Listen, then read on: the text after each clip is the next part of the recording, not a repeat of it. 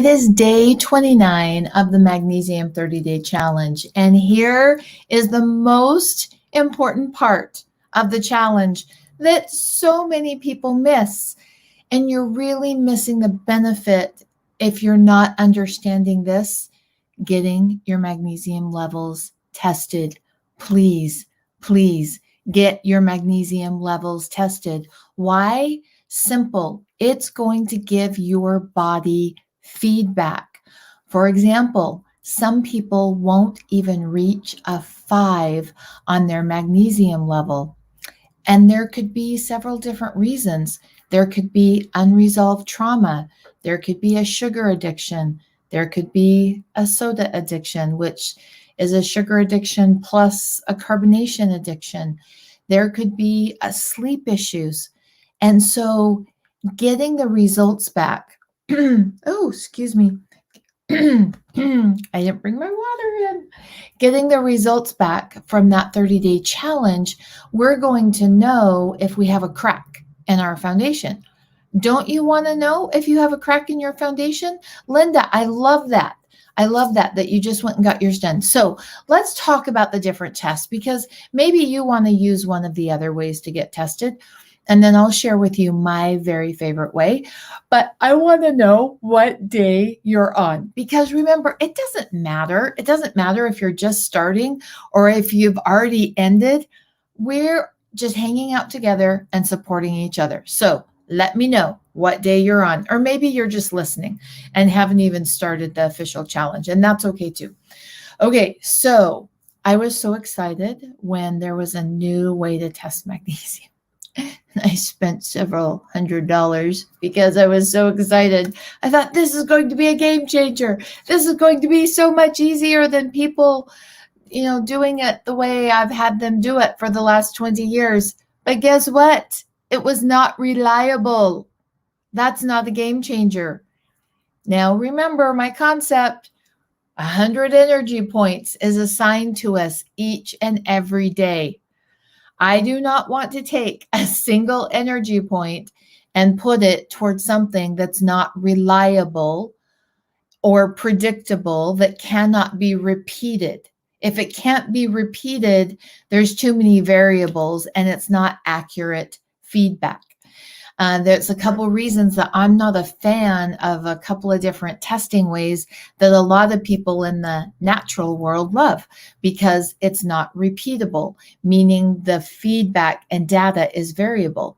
And I make decisions, I spend money, I take my energy, I take my time, and I invest with that feedback. So for me, I want that feedback absolutely as accurate as possible.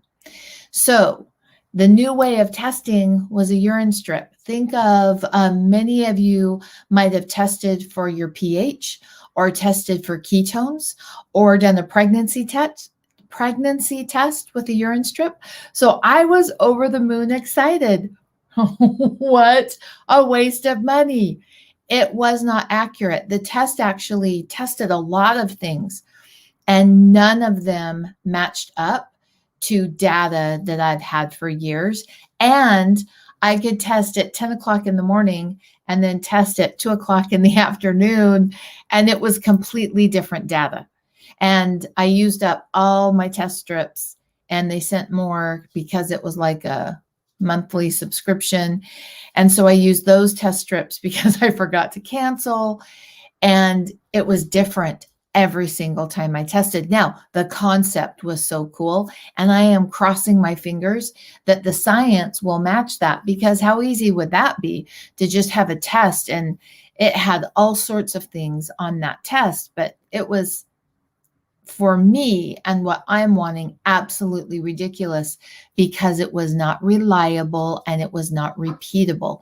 If my magnesium was low in the afternoon and high in the morning on one day, and absolutely the opposite on the next day, something's happening. And none of the other things that it tested matched up anything else, and they flip-flop all the time too. So for me, chuck that out the window. Urine testing, not worth the money at this point. It could change. Now, this is September 2021.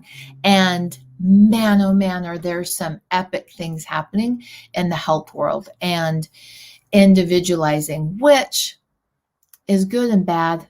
And oh, I'm not going to squirrel. I'm going to stay on topic. Maybe I'll do a live later on my thoughts on that. Anyway, it just was not a good fit for me currently. Might be later as they fine tune the science behind it. Now, another way that you can go get tested is blood work, and they take your magnesium serum test. Well, here's the downside of that, in my opinion. Magnesium is so crucial for your body to stay alive and keep your blood at 1% saturation. So 1% of your blood needs to be magnesium that your body will pull from your bones, your body will pull from your pancreas, your body will pull from your heart, your body will pull from every single place that uses magnesium, make a deficit there, put it in your blood serum to keep you surviving with 1% in your blood serum. Have any of you ever been in survival mode? Like I have. Survival mode is not where I want to be. That's not my goal, is to know if my body's pulling that 1%, if I'm in survival mode. I don't want to be in survival mode. Do you want to be in survival mode? I want to know. Tell me, have you ever been in survival mode? Because usually, not always, but usually when we're in survival mode, we're in fight or flight. And healing doesn't happen in fight or flight mode. And here's a way to tell, which I think is a really simple way to tell if you're in fight or flight mode, or if you've been in fight or flight mode a lot. And sometimes when people will say, oh, I've tried everything and nothing works, I know one of the places that we need to look is their gut function and fight or flight versus rest or renew, because you can be doing all the things. You can be eating all the beautiful organic foods and taking all the kicking supplements to support your food choices. You can be going to bed at the right time. You can be drinking all your water, but if you're in fight or flight, you're not going to get the benefits from fight or flight. And here's that question I have. If you find out something happens, do you go to worst case scenario? If you do, that means your body is really used to being in fight or flight and waiting for the next shoe to drop. And sometimes we pick that habit up as kids. If you've had adverse childhood experiences, you pick up that pattern of being in fight or flight as a young child, and it feels normal to you. You can't even tell the difference. But I promise you there is. I promise you there's a difference. So we've got to train the body to come out of fight or flight. So I don't want just survival. I survived my childhood. I survived junior high. I survived high school. I survived that stuff. I want to thrive, and I enjoy thriving now. And so that blood serum test shows that your body's surviving with magnesium. And then there's a magnesium red blood cell test. Magnesium red blood cell test. And that test shows the magnesium levels around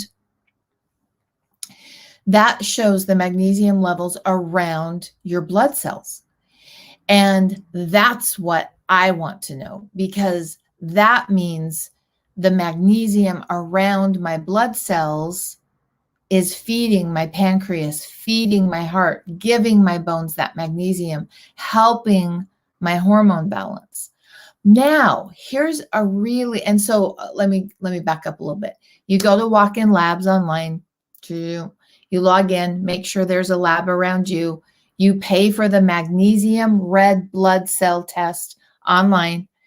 You go to the lab, they draw your blood, they upload your number. Now, here is where huge patterns will come out. Now, remember, I'm a little bit quirky, dorky, I don't know what word you want to call it, but I like seeing my broken patterns and my healthy patterns, because if I don't recognize it as a broken or healthy pattern, if it's a healthy pattern, I want to embrace it, shine the light, and give it more weight so that I experience more of that. If it's a broken pattern, I want to course correct it. And so many times when we get our blood work tested, broken patterns come up. Okay, Sandra says, I did my test and I'm so disappointed. 5.5, what happened? I'm doing very good, doing the best I can.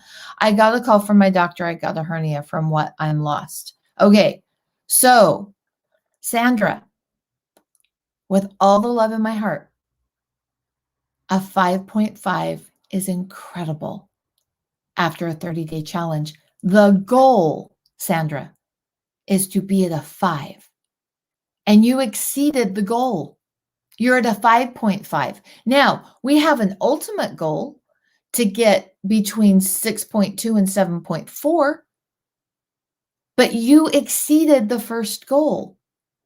And so this is where, and I'm not pointing fingers at Sandra. I'm saying, Sandra, this is something that I see. I'm laying it at your feet for you to determine if you do this. Because remember, oh my gosh, if you're in course 7, you'll hear this a lot. If you play a pattern anywhere, you play that pattern everywhere. And the really beautiful thing about course 7 women is they learn to look at those broken patterns and heal their relationship with money, heal their relationship with loved ones, and increase their health, all from one thing. So my question to Sandra would be, Sandra, are your expectations realistic, or are you never meeting the mark? Because overachievers are usually driven by perfectionism and having to prove their worth, because you not only met the mark, Sandra, you exceeded it. You exceeded it, meaning that now you'll go into understanding your burn rate. So now the next 30 days, you'll determine how much you think you need to soak. And then if you really want to get detailed, you'll take your magnesium levels again. And let's say you said, okay, I'm going to soak 4 days a week now out of 5.5. And then you soak for 4 weeks, 4 times a week, and then test your numbers. If you go down, you know that 4 times a week is not enough.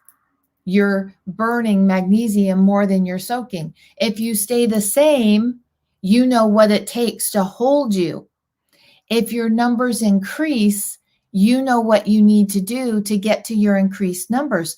So you got amazing feedback from your body. You got incredible feedback from your body, and you made a 5. Now, when people don't make a 5, that's when I get concerned, because we have a crack in the system, in the body, that we need to go in and figure out. And there are numerous pathways. Let's cover just a few of those right now.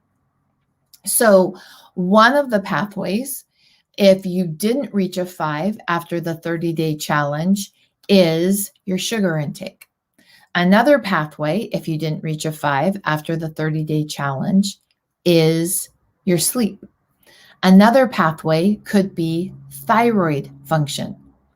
There's some super simple ways that you can check your thyroid at home to see how functional it is. In fact, I think it's more powerful than some of the blood work that we have done for thyroid. And then another thing that we need to look at is your taurine levels. Taurine is an amino acid that helps you hold on to magnesium.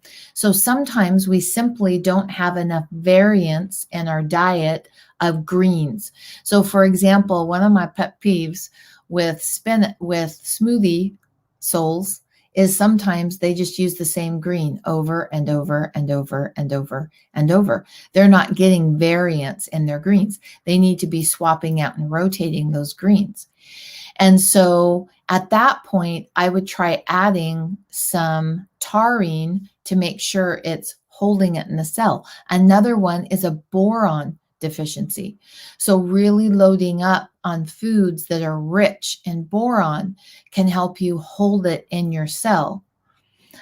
And so looking at those different things, we can start asking questions and determine, but Sandra, you met the goal and exceeded it. You met the goal and exceeded it. And so ask yourself, how many times am I doing a good job and still frustrated with my results? Because as women, we can beat ourselves up. And beating ourselves up is decreasing our magnesium levels and a broken pattern of never being good enough. So I'm doing a little happy dance over here for you, my little dorky boom, boom, boom dance, that you hit that 5.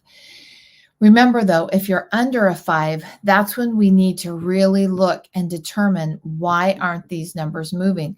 Now, another big 2 reasons that are a little bit tougher than just adding a supplement or adding boron or adding taurine, and that is if there's unresolved trauma. So if there is something in your life that happened that still brings up a lot of emotion, it takes your energy points to run that emotion. And that emotion is running in the background all of the time. And so it takes some of your, remember, we've got that 100 energy points. And if you've got unresolved trauma, how many energy points are you taking from your energy points given out that day? And so it can be unresolved trauma. And the other thing it can be is patterns of perfectionism, not getting it perfect and then being frustrated, setting yourself up every day that you have to have things perfect. So those are some things that can hold your numbers back. And I want you to thrive. But remember, our ultimate goal with the first 30-day challenge is hitting a 5 or above. Now, some people will hit higher. Some people will hit lower, but that's the individuality of our bodies and our experience. And I think it's incredibly important to create a really strong mind-body connection. When we have a strong mind-body connection, we have stronger vagal nerve tone. Your digestion, your ability to build a strong microbiome is determined by your vagal nerve tone. So we want a strong mind-body connection. We know that meditation helps build that mind-body connection. We know journaling helps build that mind-body connection. Did you know getting frustrated with feedback from our body decreases that and walks us away? And so a lot of times we'll get feedback for what's happening, but it's not the feedback we want to hear. And so we're frustrated and we push down that feedback, literally pushing down the communication of our mind and our body, literally walking us away from help. So whatever the feedback that your body is giving you, embrace it and learn from it and go to that place of gratitude. Now, I'm not saying if you felt frustrated to shove that down and just pretend that you're not, because we need to embrace that frustration, sit with it for a while, and figure out what it can teach us. I'm saying the women that I see creating help upgrade. They allow the frustration, they learn from it, they sit with it, they are comfortable in being uncomfortable with the frustration, and then they create a higher quality emotion. And it's not that we just, boom, always have these high quality emotions. It's that we learn how to create that higher quality emotion. And when we do that, it increases our emotional intelligence. It increases the depth of our relationships. This last week, my husband and I went to the sequoias, the big trees. Have you ever been there? Oh, it was amazing. Some of my favorite places in the world to be is among those big trees. So many insights and so many things that I learned from the big trees.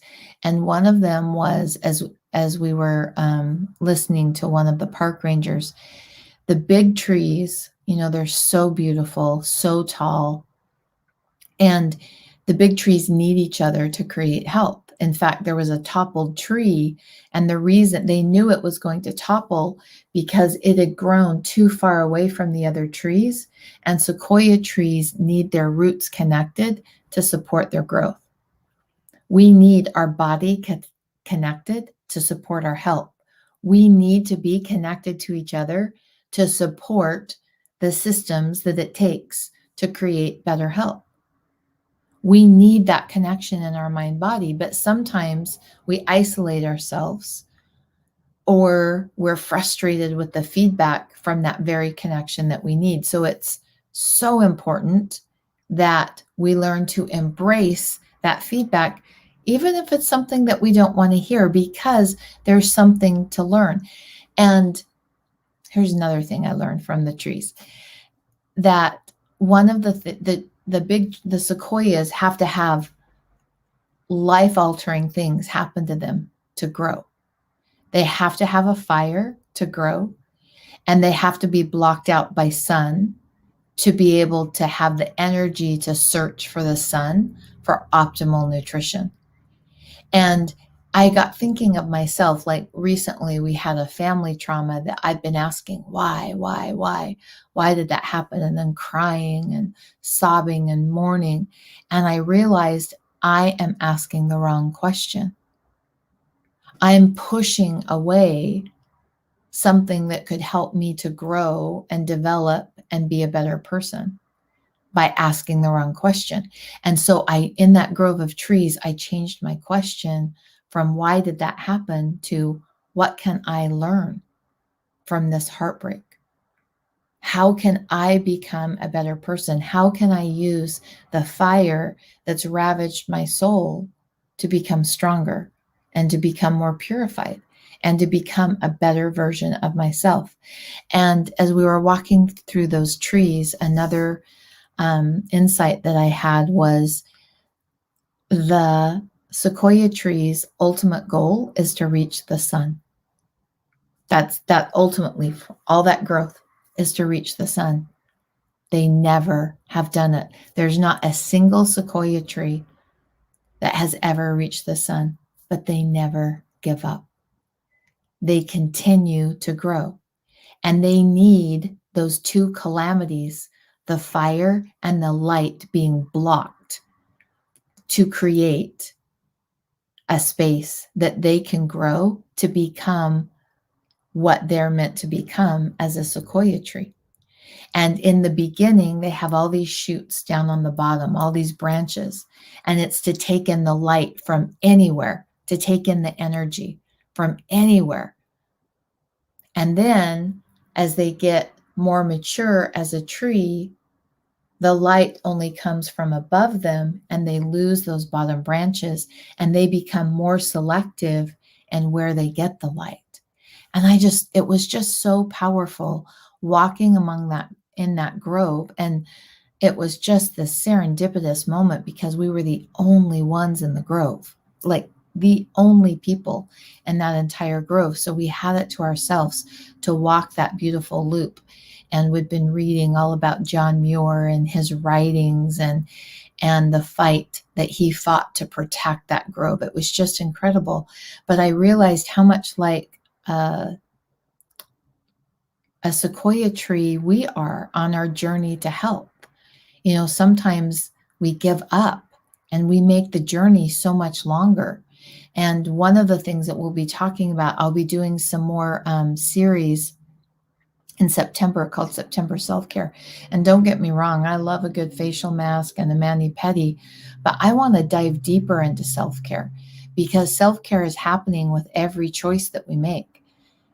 Every choice that we make brings us closer to that light or is further away from that light.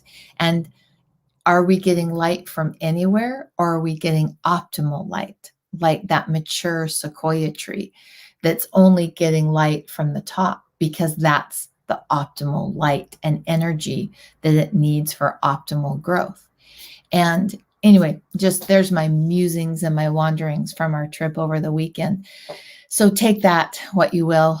Share with me what I don't know. Did you get any insights? Did you have any connections to what we talked today about? I know there's a handful of you on right now, and I'd love to know if you got any insights. What was the most powerful thing that you're taking away? What was the most powerful insight that you learned about? Whether that's our little segue into the sequoia trees and the power and the beauty and the journey of creating help, which is a daily journey. It's not something that we create once and then we're done.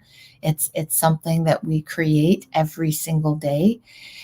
Or was it talking about the testing and understanding where and how to get the magnesium testing? There's urine testing, there's magnesium serum testing. My favorite, obviously, is the magnesium red blood cell testing. So share with me what was powerful to you, and I'll check your comments. I'd love to know what your takeaway was, what your connection was, and maybe even what your action was. But remember, you haven't done the Magnesium 30-day challenge if you haven't tested your blood. Oh, I love that, Lorene. It's good to reach the sun. Yeah, it's good to reach the sun. Oh, Carolyn, let's see this. Don't be discouraged with numbers. Use them to do what we need to reach optimal health. Oh, Carolyn, this has been such a journey for me. And for me, I look at any data as an empty container. It's an empty container, and I put the energy in that container of what it's reflecting back to me. That's how powerful I am and you are. So, for example, I think one that a lot of people can relate to is the scales. And my husband used to say, "Oh my gosh, when you tap those scales in the morning, my heart just stops until I know if you're going to have a good day or a bad day." Because I was putting the energy in on those scales and allowing them to determine my worth and determine my attitude throughout the day. When in actuality, the number on the scale is data, neutral. It is neutral. We put on it and and project. And I was projecting all sorts of stories that were broken about that number on the scale. And I love that man. And I didn't want him in there dreading. And so I really started doing the inner work that scale represented neutrality to me, that it is data that I have asked for as I stand on the dang scale. Like, I asked for the data, and then I created a fit every morning, and I never said anything, but sometimes actions speak loudly. And my actions were telling him whether it was a good day or bad day, if the numbers went up or if they went down. And so that same thing on our numbers for magnesium, it's neutral data. We're projecting on it negativity or positivity. And so I want to keep my data neutral. One of the things that we really track in the Core 7 program is learning how to track your temperature. And it's a skill. It's not just take your temperature and be done. It's a real skill and learning curve to understand what is it telling me and what else can I take that temperature and combine it with other things to get feedback for my thyroid. And a lot of women will stop tracking because they get so frustrated that it wasn't where it needed to be. But when you're frustrated, you're not open to learning more things. And if that temperature is consistently low, you're getting data, feedback from your body, your progesterone is low. And when you get that progesterone up, temperature goes up. But you miss that feedback if you're stuck in the frustration of what you're projecting on the data. So, Carolyn, this is something I'm so much better at, and I'm still on the journey. I am so much better at it though. And literally, I remind myself as I go to get a feedback number, this is neutral data. This does not make me better. It does not make me worse. It does not increase my value. It does not decrease my value. My value stays the same no matter the data. And doing that for me has been really powerful. And that's come through journaling because I'm a journal addict. Okay, you're right, Lorene. Body is sending us the info. So, Lorene, think about that. If I was sending you information every single day, hey, Lorene, I want to go to lunch. Let's you and I go to lunch at 2:00. We'll hang out together and have a really nice lunch. And every day you got frustrated that it wasn't the right time. You got frustrated that it wasn't the right kind of food. I don't know, whatever frustration, I would eventually stop going, hey, Lorene, let's go to lunch. And I like to think of our body. I know it's really simplistic terms, but I like to think of our body the very same way. It's giving us that feedback, but how long is it going to give us that feedback if we're not willing to listen and be open and view the feedback as neutral data? Not an increase or decrease of self-worth. So my name's Kristen Bowen. I'm the founder of Living the Good Life Naturally. And tomorrow is our last day of the Magnesium 30-day challenge. I'm really excited to wrap it up with you. After the 30-day challenge, we will be going into early morning walks together, September self-care. And I think we've got 6 or 7 of them planned. So it won't be every single day, but I've got 6 or 7 days open that I could do it the rest of September. And we will hang out together and just talk about different things that we can do for daily self-care. Now, and again, I love me a good mask, that rose mask that we have. Oh, I love that on my skin. I love a good pedicure too. There are so many things we can do to nourish that we need to be doing that we overlook as self-care. And when we overlook those small things, we're missing the big picture, because the small things, that's where the power is. And that's not a mask that you put on twice a month. It's those daily, hourly decisions that we make all of the time that walk us toward health or walk us away from health. Oh, love that. Lorene, it's going to happen one of these days. I don't know when, I don't know how, but let's just throw it out there that it'll happen. It'll happen and we'll have lunch together, you and I. So thank you so much for those that shared their insights, their power takeaways. And I'd love to know if you're watching on the replay. So please put in #replay. It was great being with you today. And I'll see you tomorrow to wrap up our Magnesium 30-day challenge. Bye-bye.